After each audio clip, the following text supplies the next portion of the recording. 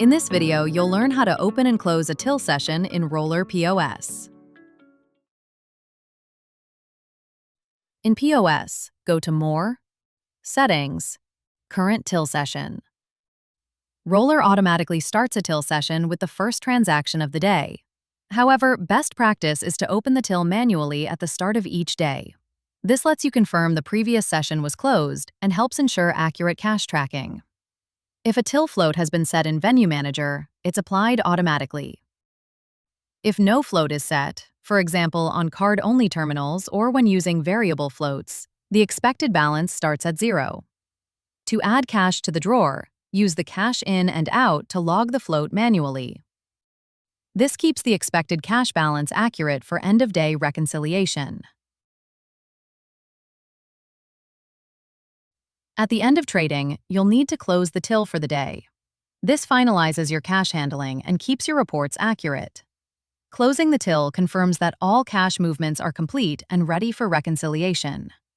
To close the till session, select More, Settings, Current Till Session. Then select Close Till Session at the bottom of the screen. To close the till, start by counting all the cash in the drawer, including the float.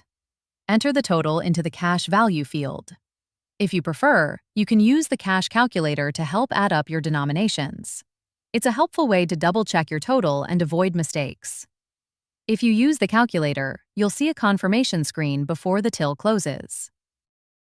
After you've entered the total cash amount, select Submit to close the till session. Next, you'll see a summary of the till session.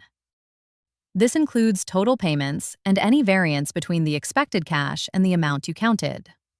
If there is a variance, take a moment to review it carefully. If needed, you can print a copy of the till closure report. Managers or administrators can also access a digital version in Venue Manager. You now know how to open and close a till session. This helps ensure accurate cash tracking and a smooth end-of-day close.